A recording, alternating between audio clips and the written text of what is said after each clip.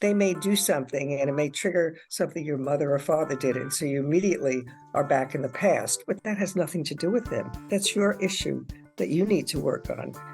Don't try to change them. If all of a sudden you feel fear or you feel, slow down, allow some space.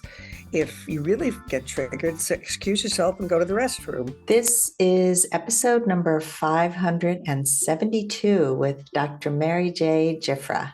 We're going to be talking about the secrets of a great relationship. There are secrets, there are keys, there are things to know, and she is going to share all of that with us in a few minutes. But before I bring her on, I just wanted to welcome you back to Last First Date Radio, where we believe it is never too late to go on your last first date. And to support you on your journey to lasting love, I've written 2 books. The first one is Becoming a Woman of Value, How to Thrive in Life and Love. And this book is filled with tips and exercises to help you to show up more fully in life, to speak up, to be more empowered. And the second book was just published on Valentine's Day of this year, and it's called Choice Points in Dating. And this book was written because I think so many people think they're not at choice and they don't know how to choose. I would say that a lot of the work I do as a dating coach is helping people to refine their choices, to define their choices, to know they're at choice, and to be able to really pivot when they've made a choice that hasn't worked out, and to know when they should stay and go on their last first date.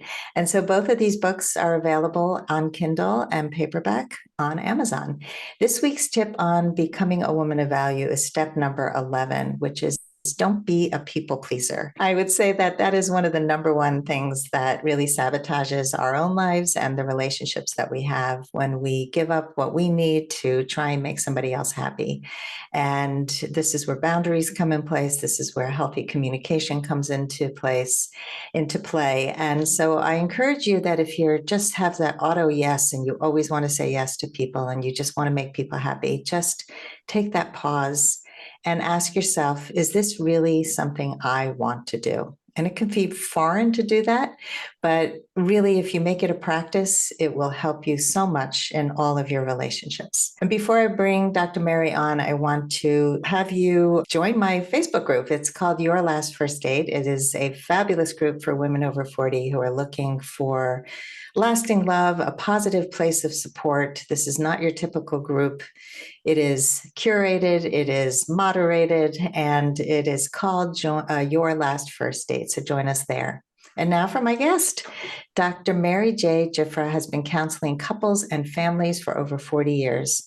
As a teacher to hundreds of couples therapists in training, she's also widely published. She has presented at international conferences and she's been featured on TV and radio.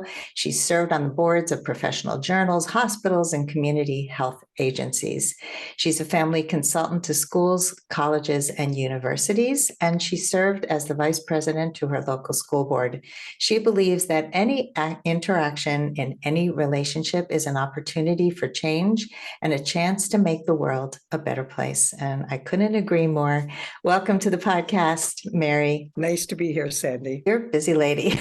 How did you get into this field and why focus so much on relationships? Well, it's really an interesting story. I started out as a nurse. I was involved in labor and delivery and pregnancy. I saw in the labor and delivery room the dynamics between the couples, and I was intrigued by it. Like, couples were so different in how they responded and what they did and the support. And I just became very interested. So then I went back to graduate school and I got a master's, and I went into family therapy training. I went to Ackerman in the city in Manhattan at first, and then I went to Center for Family Learning, and I got my master's at NYU, and I taught at NYU for a number of years. I was a tenured professor, and I was a full professor at College around St. Vincent, but I always was a therapist on the side, so I had a part-time practice as well as full-time academic. And academia is not Monday to Friday, 9 to 5. So you can do that kind of thing, as you teach your classes and go to meetings. So I just became very, very interested in couples. And I'm, to this day, there's not a couple I met that has been the same. Nobody's issues are the same. They're similar, but everyone is so unique and so uniquely different. Everyone. And so I thought, I have to write a book to share with people what it's like. 2 by 2 on the arc. 5 secrets of a great relationship, because I really did see that as I worked with families and couples. I saw that there were 5 secrets. So I said, I'll use the word love or lover. So to explain what the 5 secrets are, the first one, you have to leave space for love. You need space for yourself, space for the other person, and space for your thoughts, your feelings, your sensations, and your emotions. Emotions do not obey the laws of reason. So you can't reason with an emotion. All you can do is to allow space for it to have a beginning, a middle, and an end. The other piece of it is that we all have evolved from our animal roots. So we still have those animal roots inside our brain, and we have 3 brains. We have the smart cerebral cortex, which is the human brain, reason. We have the limbic system, which is an emotional brain, does not obey the laws of reason. It's just comes and goes. And then the brain stem, which is a survival brain, and that's the one where you have trauma, you go into a fight mode, a flight mode, or you freeze based on early experiences. So you can imagine a couple have some trauma and there's an expression or a smell or a touch triggers. They're no longer in 2023. They're back in the past. But the partner's still here in 2023, not knowing what's going on. You need to have space between you and the other party, between all of your sensations, your emotions, and your thoughts. Leave space for love, operate your brains to love, and view your conditioning with love. You know, we're all conditioned. You go to school to be a doctor, a lawyer, an Indian chief. You go to school to be a teacher, to be an electrician, to be a plumber. No matter what you do, you go to a form of school to learn how to do it. So what school do we go to be a partner? Home, mother, father, culture, religion, social group, community, nation. That's all the conditioning we've had. If you're conditioned to be perfect, it makes life very, very, very, because it's a delusion. If the one constant is change, you might be perfect this minute, but if there's a change the next minute, you won't be perfect. So the person, or the other kiss of death is don't ever change, stay the way you are. Well, that's the kiss of death too. I mean, so I still have to be like this cute 20-year-old or 30-year-old or whatever. You know, it's so view your conditioning with love. You want to be just like mom or dad or the complete opposite. And then E is when you do that, you emerge free to love. Before that, you're still stuck and you're not free to love because you're involved in your own, we all are involved to some extent. And R is route and navigate in stormy seas. And stormy seas are an occupational hazard of being human. No matter what ship you're on or arc you're on, there'll be stormy seas. This is great. It's a really easy way to remember: leave space for love, operate your brains to love, your conditioning with love, emerge free to love, and route your stormy seas. Yep, route and navigate the stormy seas. Yeah, I think that this is where a lot of people get tripped up. So let's talk about the stormy seas for a minute. And because there are a lot of things, and I know the Gottmans have done a lot of research on relationship killers and what are the determinant for a relationship not working out. So can you talk a little bit about that and how we can repair if these things are present? In order to really be able to be in a relationship, you need to be a person in your own right. That means that you're different from your partner sometimes. But if you try to be the way you're still a good little girl or a good little boy who does everything to mom and dad, it's not going to work because you're disconnected from a part of who you really are. And I think that's the most important thing, is to allow space for yourself to be who you are. What gives you pleasure? What do you like? And if you're in a relationship, give the other person space to be who they are. Don't project who they are. They may do something and it may trigger something your mother or father did. And so you immediately are back in the past, but that has nothing to do with them. That's your issue that you need to work on. Don't try to change them. If all of a sudden you feel fear or you feel tension or something's going on, that you just then slow down, allow some space. If you really get triggered, say, excuse yourself and go to the restroom. If you're with a partner and you really get revved up, say, time out. Let me go and have a cup of coffee, take a walk. We'll come back in 5, 10, 15, 20 minutes, but you need space. If you keep at it, when somebody, you see the vein in the neck going, back off. Don't keep going. They're getting red. No, it will not have a good outcome. Just take a break, leave space. So they're upset. So they have a right to be upset. It has nothing to do with you directly. Just give them space to process their upset and don't take it on yourself. But if your conditioning is that people should get angry or people shouldn't do this or people, then right away that's coming and affecting how you respond, even if you don't know it. These triggers that come from the past and we don't even realize. I had a client today who said to me, we were looking online at men for her to date, and she was looking at one and she goes, I don't like him. I said, why? He had such a nice profile. It was all beautifully written. He seemed bright and interesting and active and all the things she was looking for. She goes, he reminds me of somebody else I dated. Perfect. And it's so classic. It's out of a textbook. You get Right? that, you get that big time, second marriages or second relationships. Because if you haven't worked out the baggage for the married or single, it doesn't matter. If you haven't worked out the baggage from the previous relationship, I guarantee it's going to come into this relationship. Mm-hmm. It's just the way we are. So that very important to be in touch with yourself and your own space. If you're with somebody and all of a sudden you feel discomfort, give yourself a break. Just honor it. So this has nothing to do with you, but I'm just feeling uncomfortable. But it may not be about them. It may be about you and Right. your own unfinished business. Yeah. And sometimes you can call people out on that too. I mean, I remember I dated somebody a long time ago and he got shut down over the fact that I couldn't get together with him on a Saturday night, because I was in the middle of a really busy program that I was doing and he sulked. And this was the first fight we had. And I was like, oh, this isn't going to work if we don't do this. It's a funny story. The reason it's funny is because all of us have a healthy adult, hopefully. We also have a vulnerable child inside and an angry child inside and a punitive parent who's pointing fingers. So this is schema therapy, believes that. So you see somebody, all of a sudden he's a grown man. And what you describe is a little kid. Yes. Right? I mean, just a little kid. It's like, I want what I want and I want it. And you're supposed to be, yes. You want it now. Yeah. And he just stopped talking to me for and it was like, wait a minute. No, we're going to talk about this and we're going to discuss it because we need to come up with better ways to deal with upset. And so, I had to learn how to do this because I didn't grow up learning how to do any of this.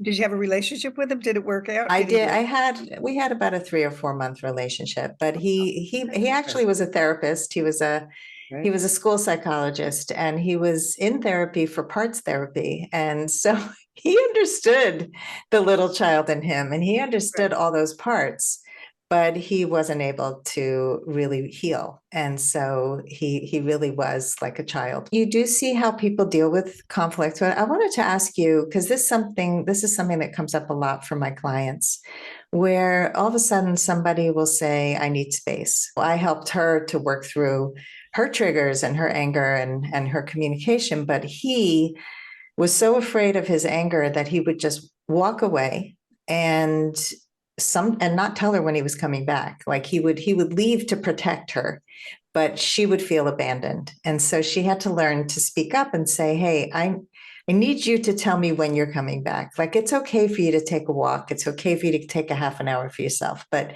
to take a day, and I've seen this with 2 days. Oh, I need a month. Like, what is happening in that month? I said 20 minutes. Yes, I know what you said. So this is a problem. Yeah. Well, what it is the reason they want a day is they kind of just shut down, right? And they don't want to address it. Whatever it was that she did or didn't do, whatever, is that it triggered a sensation. Usually, it's a sensation first from the past, and then that. And the instinct now is the same as it was then. I'm sure when he was a little kid, he went in his room, closed the door, ran away, whatever it was. Right. And so he continued to do that. But that's his unfinished business that has nothing to do with her. And they could talk about it, but to continue the pattern is just not functional. It's not the way to go. No. And unless somebody really works on themselves and agrees to take responsibility for their own care, for their own repair, it is just going to keep repeating and be a really frustrating dynamic. And it's important for people to look at their own family of origin. I always do a genogram, a family tree, to see how your parents or parental figures resolved issues? What did they do? Because that influenced you, whether you like it or not, even though you say, oh, I'm the complete opposite. Well, the opposite's always the same. You need to be not the opposite, or you need to be you, and know that that influenced you. And therefore, and you have that penal parent inside, just like your partner does. So you need to just allow space for yourself to feel angry or to feel upset and say, give me 5 or 10, 15, I'll come back in 20 minutes. And if they don't, then that's a separate issue that has to be addressed at another time. It's kind of like, I want now. No, you can't have 5 minutes. Well, that's pretty young behavior. I want it now. There we have a lot of toddlers out there who look like adults. Now. Right. They're not, they can be very adult, very successful, very accomplished people. I'm not saying that. It's not, but they have a kid inside that maybe they deny or they're not in touch with, or they shove in the corner, who pops out, and they have to reparent that kid.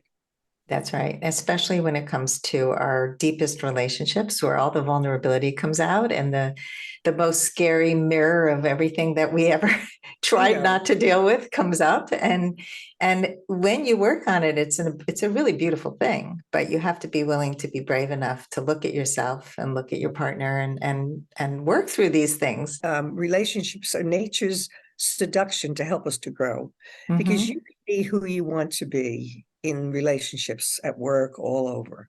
But when you're in a really intimate relationship, you go deeper, whether you want to or not. And that's why people drink or avoid or have affairs to avoid going deeper. But you can be as any situation except a really intimate one, real close.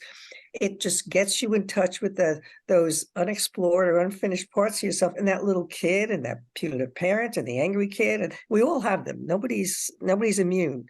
So but close relationships, as I say, I think are nature's seduction to help us to grow and get deeper as a person. I love the way you put that. I totally agree. I think that when we can see it as that, it is incredibly useful. It helps us grow in ways that we can't really do on our own fully.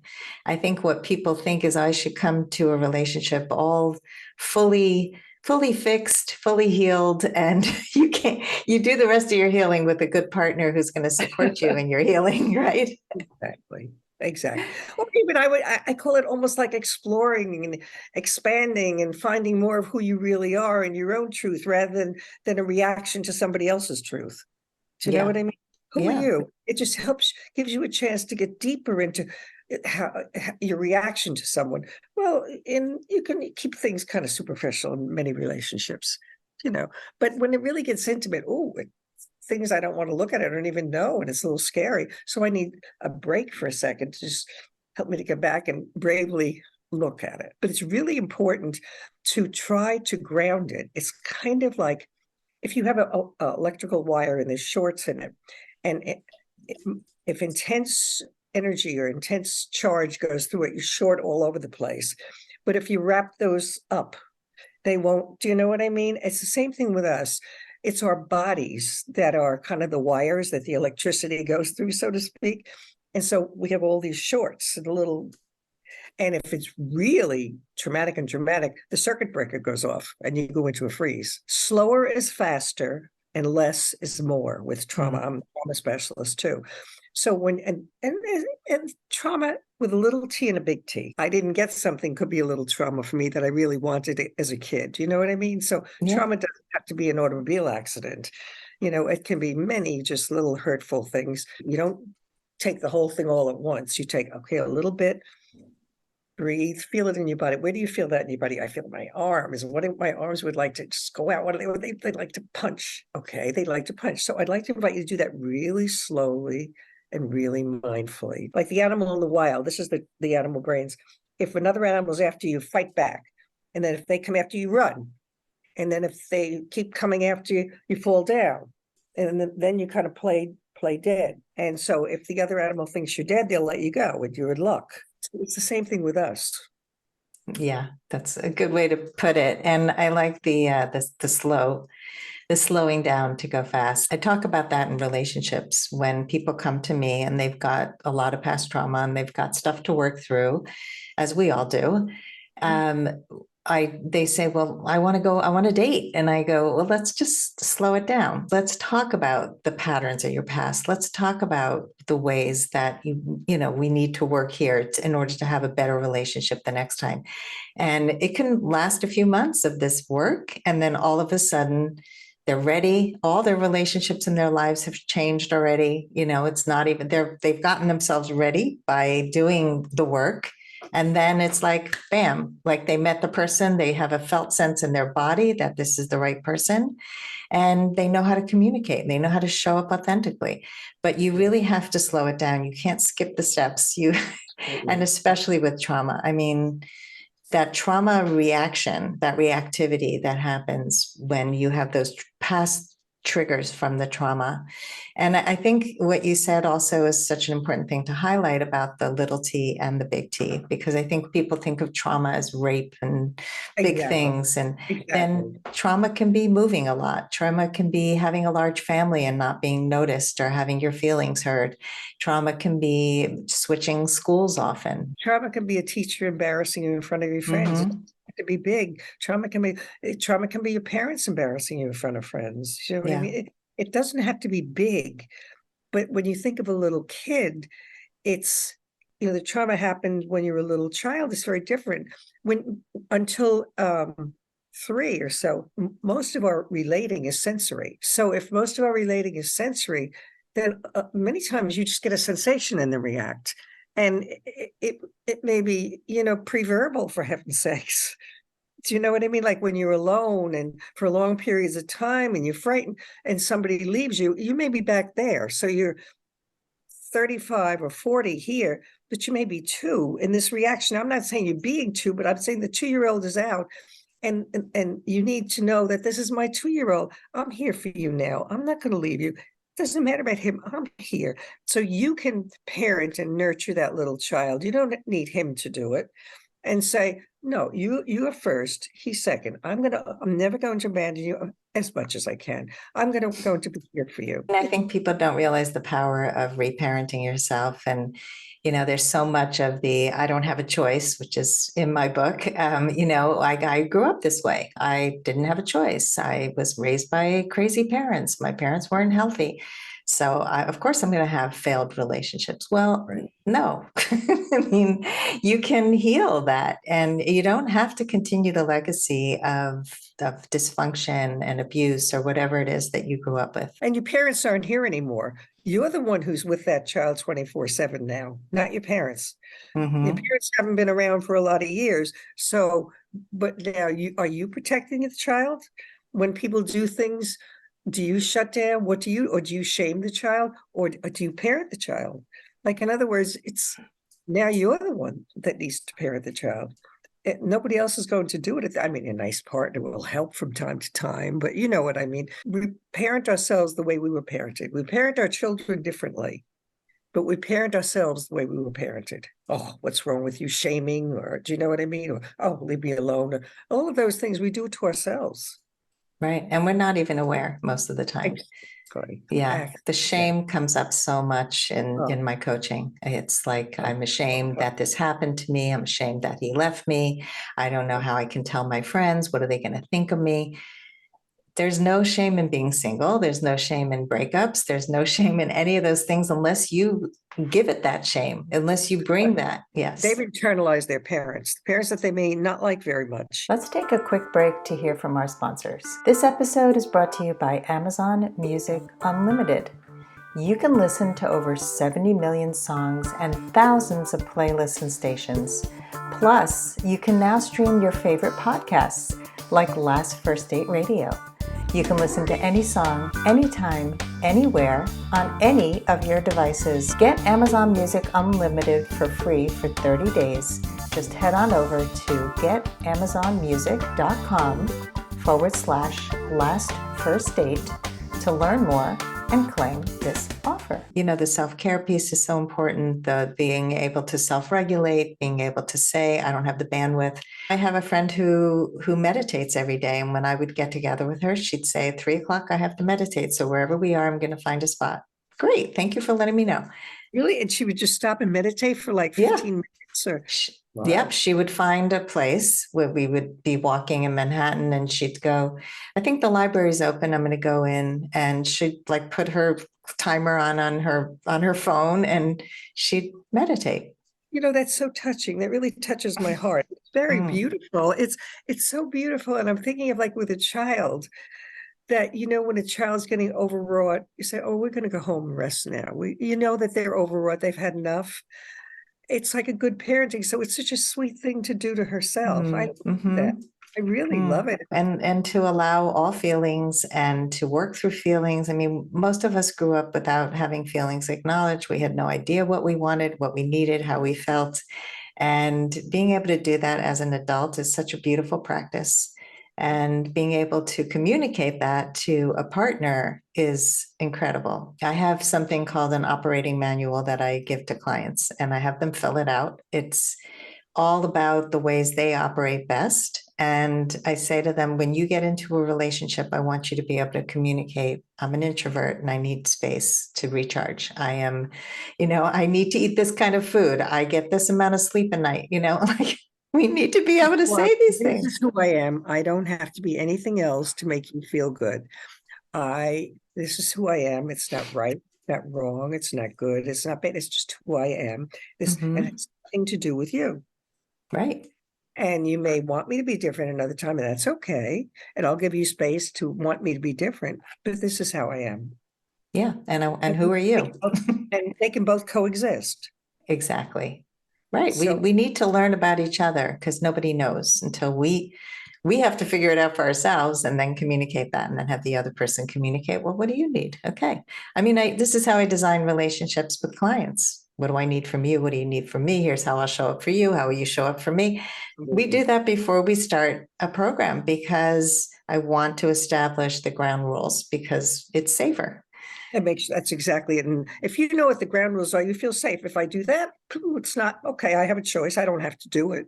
But I know, but what people do is they'll change the rules, and that's really a power game. And they're always pulling the rules, changing them, and that's power. That's a lack of respect for another person's boundaries. And Yeah. it's just, it's a power issue and it's not fair. Let's say the four horsemen show up in a relationship, and for anyone who doesn't know what they are contempt, criticism, defensiveness, and stonewalling.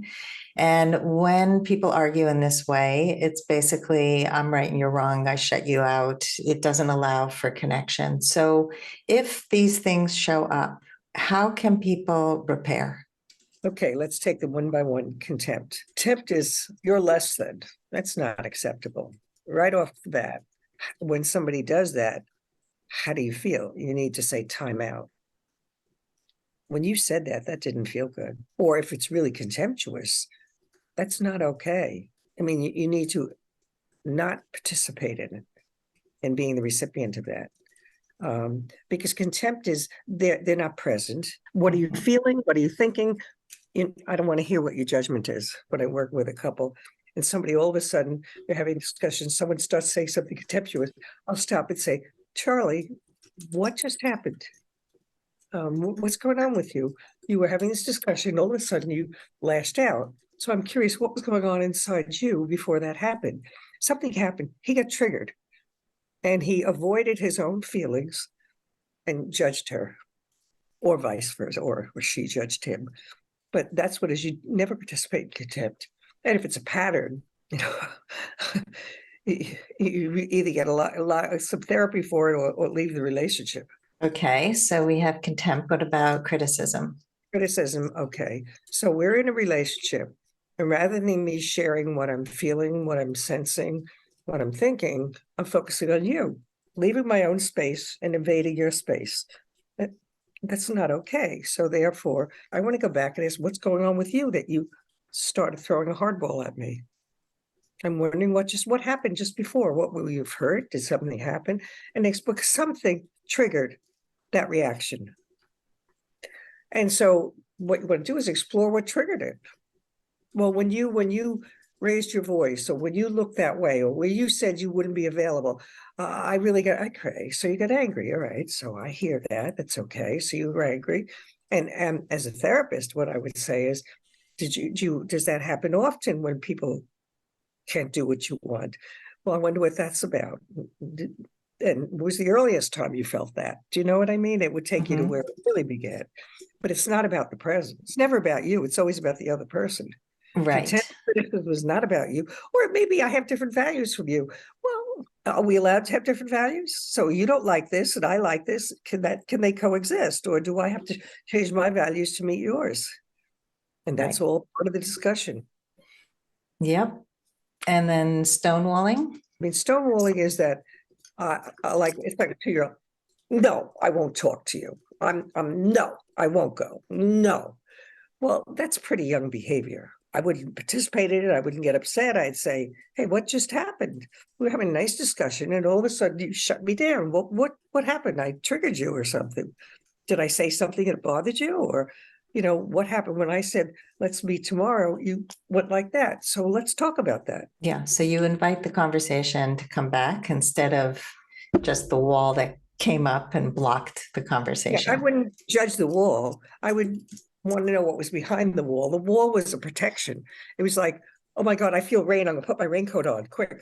So they're just trying to protect themselves. They put the And book up, they leave the room. what they're reacting to may have nothing to do with you. I mean, it may, but it may not. It may have something to do with past traumas with a small t or with a big T or other previous relationships.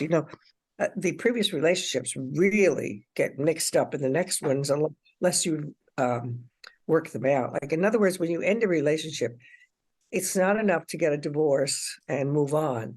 You've got to find out what went on there, what was your part, what was their part, because you're going to bring that into the next relationship. Yep, you sure will. And the last one is defensiveness. Okay, well, that's a little bit like stonewalling. It's kind of like, I'm not going to discuss it. Well, it's a power thing. So I don't want to discuss it. So we're this an equal relationship that you're the one who decides what's discussed and what's not discussed. You say, well, or you could just say, okay, we were having a nice discussion, and then you said I want to discuss it. So I'm curious, what's going on with you? I wouldn't let them focus on me. I'd take it back to them. Are you familiar with pursuing and distancing? Yeah, yeah. Like some people pursue other people, pursue issues, and some people distance and like people to come to them more. And they tend to connect with each other, marry each other, or connect, which is a good thing. But the problem is when the stress comes, I pursue more and you distance more. So when we need each other the most, what balanced worked is not working so well because I'm pursuing you more and you're distancing from me more. The distancing could be to work, to alcohol, to it could be any exercise, it could be anything. But so in that case, you never pursue a distancer. That's the bottom ground rule. That was Murray Bowen family. Never pursue a distancer because it's like a car. If I'm driving this way and the other guy is always going away from me, I can only go this way. But he can only go this way. But if I back off, he has a choice to go away or move in. So you get the pursuer to back off. The distancer you can't work with. You got to, for the minute you can work with them, but in the pursuer distancer, you need to get the pursuer to back off and get in touch with themselves. And that gives the distancer space to decide whether they want to keep running or they'll come and deal with it. So it's really, really important to be clear. And sometimes what it is, like you could have a couple where she's the emotional pursuer. This is not always so. It may be the complete verse. And he's the sexual pursuer. So she's the emotional pursuer and sexual distancer. And he's the sexual pursuer and emotional distancer. So he pursues sexually and she pursues emotionally. This is what's happening. And he distances emotionally and she distances sexually. So it's just look at the dynamic. If you're the pursuer, back off. Give the distancer some space to decide. Yeah, that's good advice. I think that a lot of people get stuck in that dynamic and it's crazy making. And if you are getting more and more anxious as the pursuer, then it's just, you get to the point where you're just beside yourself and you feel But you've got to take care of yourself. But you've got to take care of yourself. You're just not going to be able to do it with this person at this moment in time. You're going to have to take a break, take a walk, have a glass of water, say, I'm going to have to go now. I need to go home, or I am tired, or whatever it is. I have to hang up. You need to take care of yourself. The pursuer Yeah. needs to take care of themselves, because the distance is just the way the distancer takes care of themselves is by pulling away from the situation.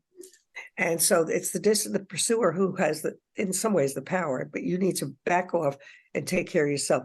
Forget about them for a while. Right. Which is so important. And you got to learn the skills to do that. And so, Mary, as we come to an end, I mean, this conversation could go on forever. I think so.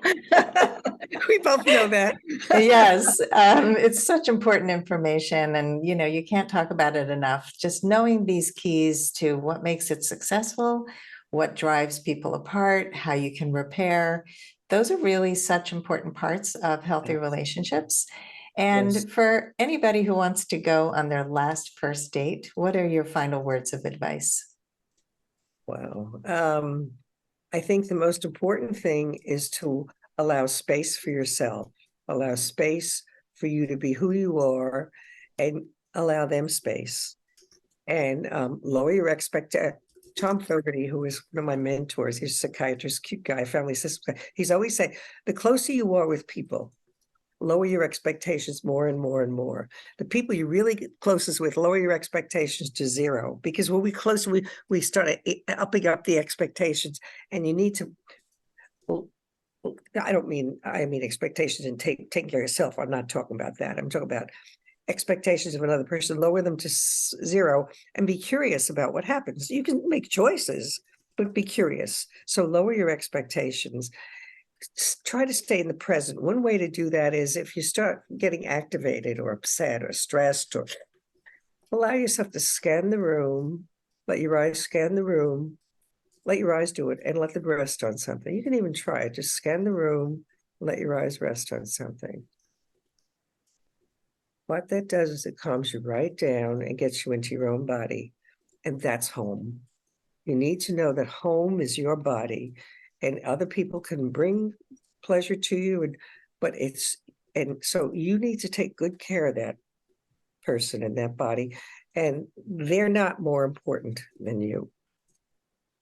You're very important. You have rights, and if you like certain things, you can talk about it or not, but just be observant, leave space, remember the brains, and maybe you're in a fight flight mode because there's maybe not anything to do with him or her. It may be something from your past or from a previous relationship. I'm out of here.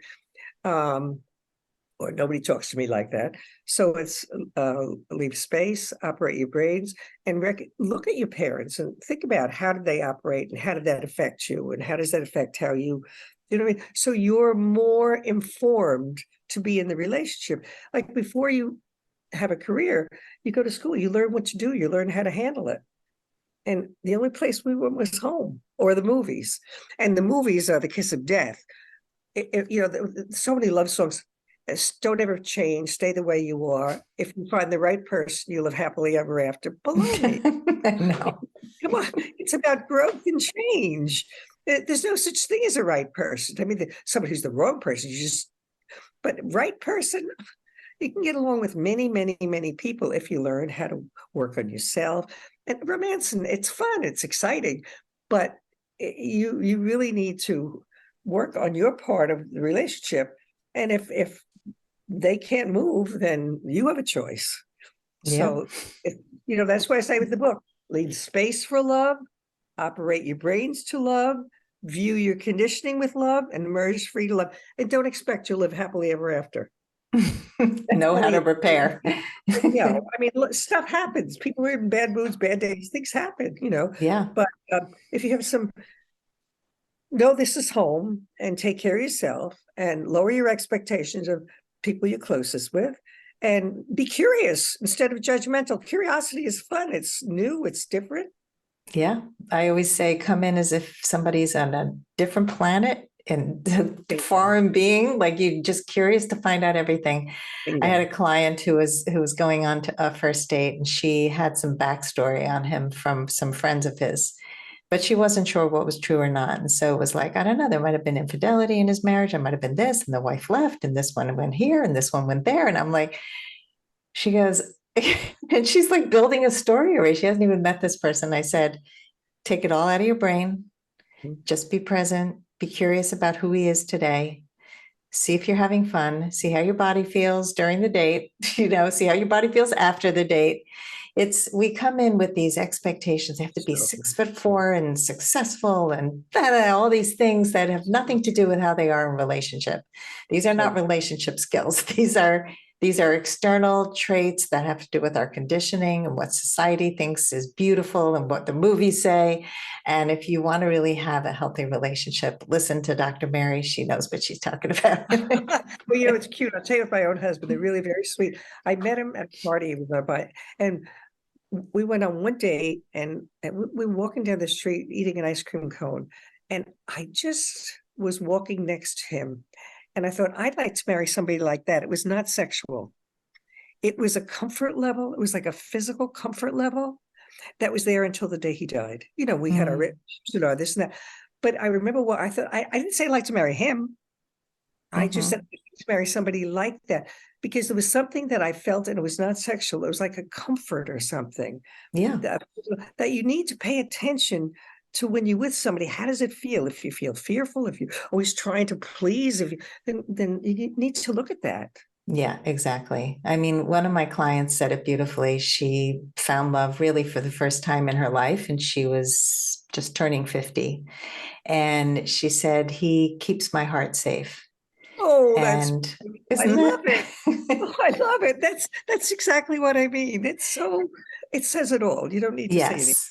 Yes, that's really what it's about. And so find someone who keeps your heart safe, somebody who feels like home, where you feel comfort, not dysregulated. That's what we think love is. Those butterflies are usually anxiety, and they have to do with nothing that means love at all. Exactly. Yeah. And trust your responses, and trust yourself, and give them space, and be curious. Yes, and curiosity. Look at your parents and the relationship and your previous relationship, because that's baggage that will affect you. Positive and negative. Yeah, it's all there. That was our school of love, whether it was good or bad. So this has just been so lovely. I know that you have several websites. They'll all be in the show notes. The one that will have a lot of these links to your books and everything is Dr. Mary Giuffra, right? Yes. .com, and Giuffra is Giuffra. Thank you, Mary. This has just been a delightful conversation. Go get 2x2 on the Ark. Go get the book. My two giraffes. When my husband was in school, he said they used to call him, he was very tall, and they used to call him Giuffra Giraffe. Cute. So I think that's partly, I never thought about it until this minute. It might be there for a reason. The subliminal subconscious, right? That was really, I didn't realize it until this minute. The giraffes are tall, and he was tall. That's really, Giuffra Giraffe. But I didn't make that connection till this minute. Yeah, so and that's good. And the giraffes have red hair like you. They have the red fur. Yeah, my husband was a redhead as a kid too. See, all these connections that you didn't even realize. Well, with you. And thank you so much.